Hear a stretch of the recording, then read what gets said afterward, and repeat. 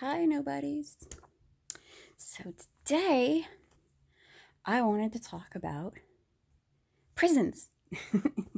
Okay, up until recently, like, I have never known anybody in prison. I've never had to go visit anybody, get calls. Now, I mean, I did receive calls from county every once in a while, depending on what dirtbag I was dating in my younger years, that might call me and say, hey, come bail me out before they find out I got warrants. Yeah, sketchy. So, um, yeah, he was dumped after that. More because my car got impounded. Never mind. Um, but I've never really dealt with that. Nobody in my family does that. Um, well, so I've been talking to different prisoners. Some in the Fed and some in state. And some got JPay, some got Core Links. And all that. And I was looking at my friend who's in Ohio, and like his thing, you can do videograms, um, video visitation, and that's what I really wanted to talk about was video visitation. Okay, now I've watched a lot of jail shows: Orange is the New Black, Wentworth, Oz, all that stuff, and I know that contraband a lot of times comes in from visitors. So no matter how thorough the staff is, stuff gets in. So it would seem to me that it would behoove them, uh, both federal, state, county, all that, to do video visitations. Now, JPay, like for Ohio, because they charge different for each one, but for like Ohio, if I wanted to have a video visit with my friend, it would cost me about $10, which isn't bad. I mean, when you think about like if you're having to visit somebody 3 hours away, that pays for your gas in and of itself.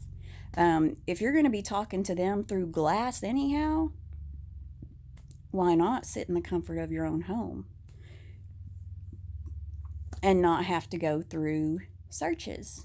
And this also means, like, see, when they go into the visiting area, they get searched. The inmates get searched to make sure they don't have anything. So it's kind of like, why isn't every prison, jail, whatever you want to call it, why are they not offering video visitation? And when I talk to people I know, like I've got two friends in Beaumont, which is a federal prison. One of them is from Utah, and his mother is in California. One of them is from Arizona, and that's where his family is.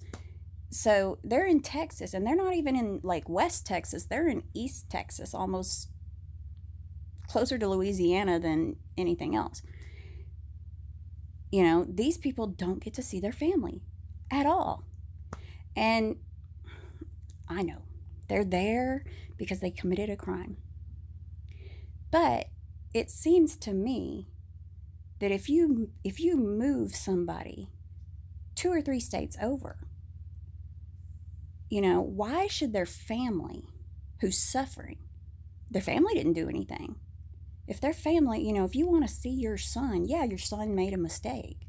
But if you want to see your son, that's kind of like a civil service to mom to say, well, you can do video visitation. Plus, you know, if you offer that, like these guys that have nobody who visits them, what are you going to take away from them? You can't take, they don't have visitors, so taking away visitation is not an incentive to do what they're supposed to do. And a lot of them will do stuff and they'll say, it doesn't matter if I'm in solitary, nobody visits me anyway. I mean, it's like, that is an incentive to where a lot of these people would be like, well, hey, I'll visit my son. It's his birthday, So that's what gets me. It's like, okay, JPay's making money off of this. So why are they not really trying to get it in every place? And it's not really that hard to set up in a place. You just have like some computer bank set up or something, where there's like a webcam, and then the person at home just downloads the profile, and of course it's all recorded and stuff. So I mean, it's actually better than if you go to regular visitation, you've got people watching you and, you got cameras and stuff, but, they can be talking under their breath and stuff and you wouldn't catch it. Whereas on video, you would have the complete conversation because, like you're looking at me, all of you that don't watch me, you're looking at me and you see the things that go on around me, but as you're seeing it, you don't know what you're looking for. Now, granted, you could have some kind of code set up, like if the mole is on this side, it means this. If it's on this side, it means that. But on the other hand, there's also the whole thing about, you better make sure that you and them know left and right because the camera kind of flips it. So, I mean, there's that. But I don't see why they're not really jumping on that because honestly, happy prisoners are better behaved. People who don't get visitors, they're just strictly, like, okay, I'll call people when I can call and they're paying for that. They're not as happy as people who actually get to see their family. People who get to see their family, I mean, they can go one of two ways. They can feel bad about their situation or they can be happy that they saw their family. Because, I mean, the thing is you're stuck in there. Would you rather be stuck in there not seeing anybody or stuck in there being able to see somebody, even if it's through video? Um, and like when I was talking to my friends in Beaumont, they can't use Amazon because it's a security risk. And I was like, how is it a security risk? How is it a security risk for one? And why do the other, because like JPay uses Amazon. Like anything you send the prisons, it has to come from Amazon. And I think they accept Walmart too. You stop that. Somebody's in heat, and she's over here doing her thing. So they need to make that more of a, because it saves on staff members having to do stuff. Like you have to have the staff members there for visitation.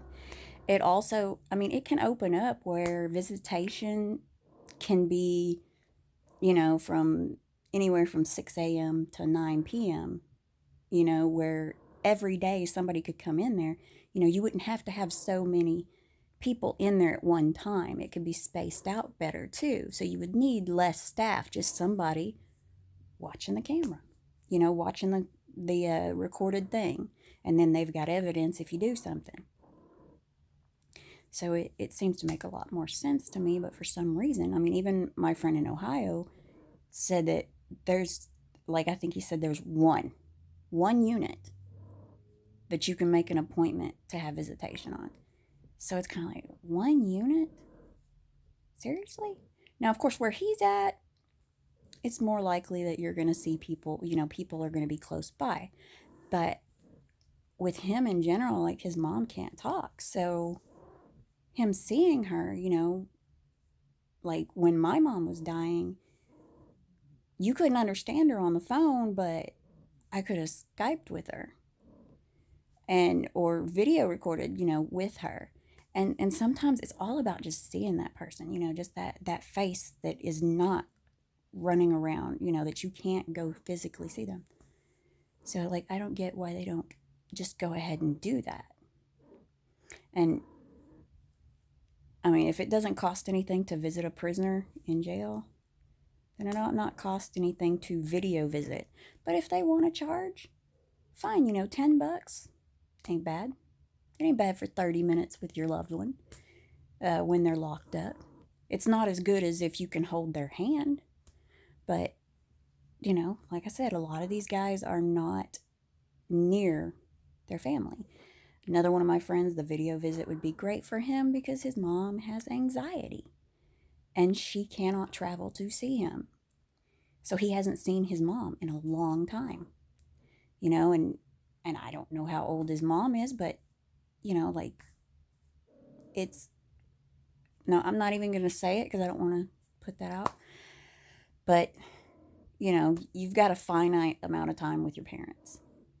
And it's really sad that she cannot just okay, at 2 o'clock, I'm going to see my kid over my phone, you know, because that would make her day. It would make his day, and it's like, why are we punishing the family? They didn't, his mom didn't do anything. She should have, I mean, when you think about anxiety is a handicap. So the prison is not handicap accessible. We need to really start doing that. Put like some hashtag anxiety is a handicap, so that you can say, hey, I can't go physically to see my counselor. So I need to be able to, it needs to be handicap accessible for my condition, because anxiety is a fucking handicap. Because trust me, it'd be just as bad as anything else, because you're sitting there, some people physically cannot do things. Well, with us, it's like, it's hell. The whole time we're dealing with, if that happens to be your particular anxiety, if that's what triggers the feelings, is going outside of your, what I call my safe zone. If I go outside of my safe zone, I don't do well. I can. It just depends on what's going on around me. I have to be distracted.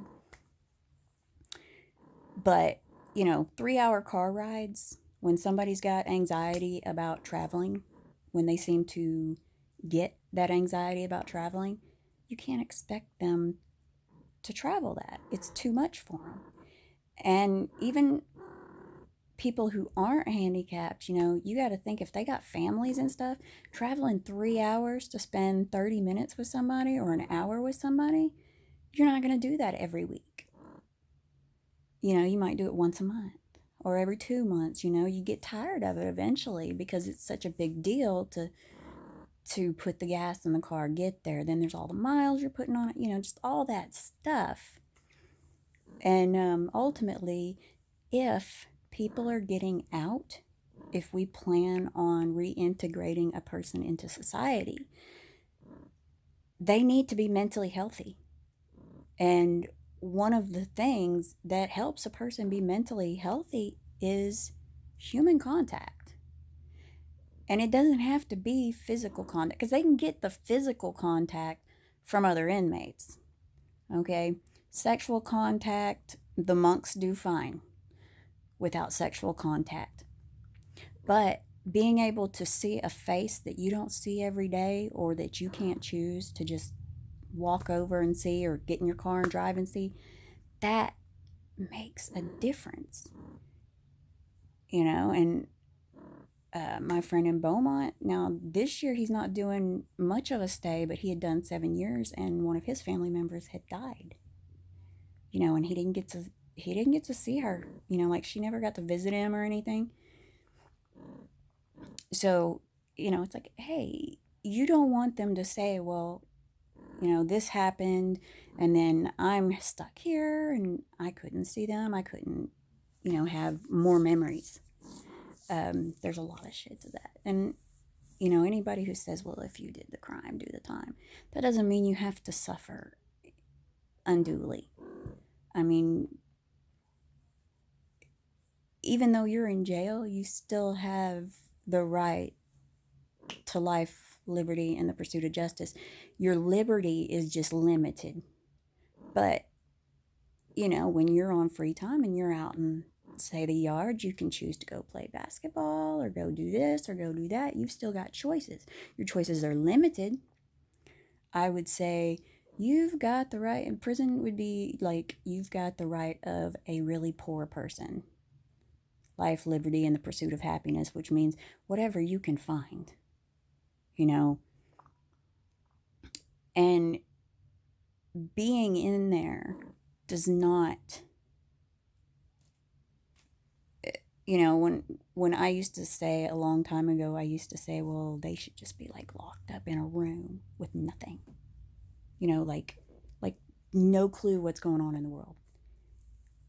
And then, I started reading up on psychology, and how Like when babies aren't thriving, they've got people that go to the hospital and hold the babies and love the babies. And I mean, this has actually been proven that babies can die from lack of love. I hate that they did that study, that study exists, but it was a proven factor that, a child has to be nurtured in some way. Um, they don't have to be overly nurtured. They don't have to be well nurtured, but they do. They noticed a lot of problems with the babies where the people taking care of them gave them absolutely no affection. Didn't, I don't even think that they bothered to like burp them. Everything was just like 1, 2, 3, those are the steps. And then the other babies, they did it where they were like, one, oh, you're such a sweet baby. And they noticed that those babies were happier and healthier and did better later on. So, you know, I learned that that wasn't really the right thinking to have about that. I grew. Um, and if you expect somebody to come back into society, if they've got a release date, you want them mentally healthy. You don't want them coming out into the world and not knowing how to interact with people because they interact differently with each other. And everything's different. So, and there's like these little nuances that you have to learn in everybody's body language and the things that they say that might be completely innocent here but aren't there, or things that are innocent there that are not innocent here. There's a lot of, so you got to give them something to look forward to instead of just their release date. Because even my friends that are going to get out in a shorter period of time, they're still lonely as hell. That they don't get to see anybody, and it's not good enough that they'll be out in 3 months. But I want to talk to somebody today. I want to see somebody today. So all of the prison, any place where you get detained, and that includes the immigration detention camps, should have access to video visits so that their family can see them. They can see their family, see that everybody's okay, ease their mind, and, give them something to look forward to that they'll get to see their family again. At least that's a break in the monotony, because as somebody who, I do not do well with monotony. I mean, there's some things I can do every day, certain rituals, but when it comes to a job, like factory work, oh, seriously, I was about to blow my freaking brains out over factory work. Oh my God. So 20 years of, and don't even get me started on how much more rights prisoners have than the mentally ill in the psych ward. When I was telling a friend what they do about the psych ward, he was like, really? That's worse than prison. And I'm like, yeah. And they expect you to be sane when you leave. No. But you should have the right to see your family. And if family is far away, you should have access. I mean, they should make access available to everybody, to the handicapped. And that handicap does include that. Or, like, say they're in a rehab center. Like, if you're in rehab, if the rehab allows you to have visitors, then the rehab could allow you, as long as you're not like a felon, then you should be okay. So, I don't know who the hell I would talk to about it. To say, hey, y'all really need to start doing that. It'll save you on staff hours and having to worry about, contraband's not going to come in that way anymore. It'll shut down one avenue of the contraband coming in if you said no more visits, no more person-to-person visits, unless you've racked up so many points to be like my friend in Ohio, he's in the honor ward because he has had no infraction. So, they ought to have that where you can have those visits if you're in like honor ward, and they make sure you don't mix with the other prisoners, so that you're not bringing in crap for them, because you don't want to risk getting pulled out of that particular type of situation where you can actually hold hands with your loved one. So, if anybody knows who we're supposed to contact about that, because I think as far as mental health goes, and considering that I would say conservatively 90% of the people in prison suffer from some kind of mental illness, we need to be thinking about their mental health. And family is very important to that. Family, friends, loved ones. It's important for their mental health and well-being. So that's it. Have a nice night.